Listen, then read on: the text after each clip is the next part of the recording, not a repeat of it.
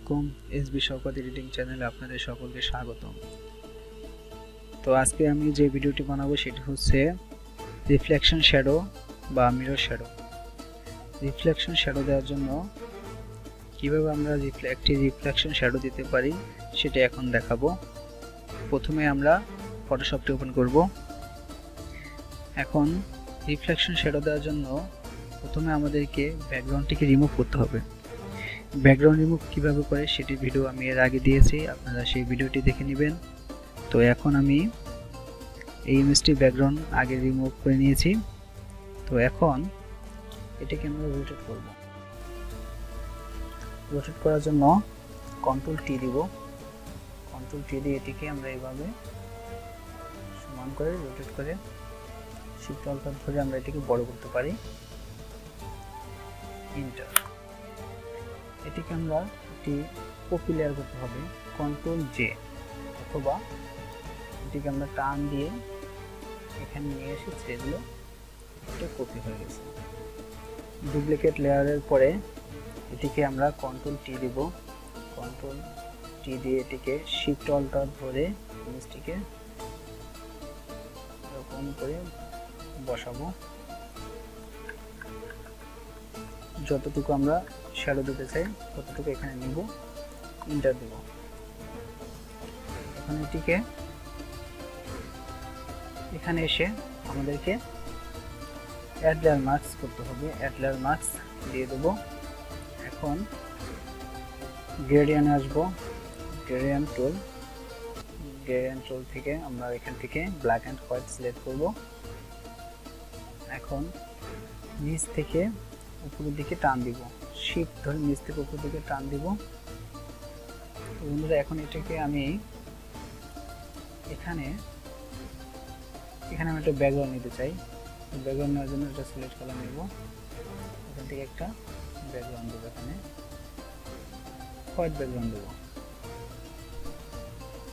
White background দিলাম। এখন এই আগে লেয়ারে আসবো, এখানে এসে শিফট ধরে এরকম টান দিয়ে এখান থেকে আমরা এই অপাসিটিটা একটু কমিয়ে দেব। আমাদের যতটুকু প্রয়োজন আমরা ততটুকু এখান থেকে কমিয়ে দিলেই হয়ে গেল মিরর শ্যাডো। বন্ধুরা, যে কোনো নামের উপর আমরা রিফ্লেকশন দিতে পারি। যেরকম প্রথমে আমি নিউতে যাব, নিউ থেকে একটি পেজ নেব। এই পেজটিকে নিয়ে এখান থেকে আমি আমার নাম লিখব।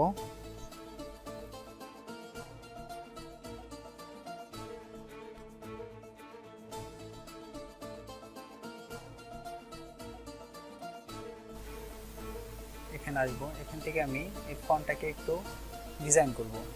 লেখাটিকে ডিজাইন করার জন্য আমাদেরকে এখানে এসে রাইট বাটন ক্লিক করে ব্লেন্ডিং অপশন, এখানে এসে এখান থেকে আমরা Vivel and involve contrast checkmark দিয়ে ডাবল ক্লিক করে এখান থেকে আমরা এখানে আমাদের যেটা পছন্দ সেটা আমরা এখান থেকে সিলেক্ট করব।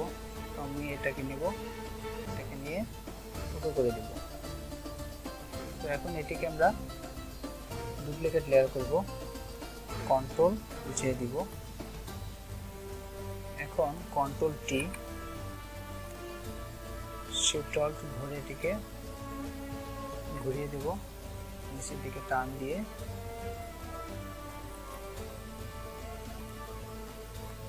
এখানে রেখে এন্টার।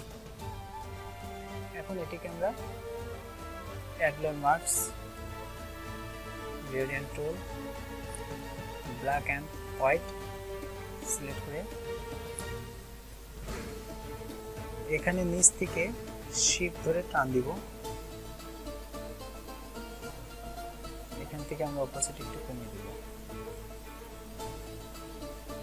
যেরকম রাখলে সুন্দর দেখাবে আমরা সেরকম রেখে এটিকে আমরা করতে পারি। আপনারা আশা করি বুঝতে পেরেছেন রিফ্লেকশন শ্যাডো আমরা কীভাবে দিতে পারি। যে কোনো নামের উপরে বা যে কোনো প্রোডাক্টের উপরে আমরা এই শ্যাডোটি ব্যবহার করতে পারি।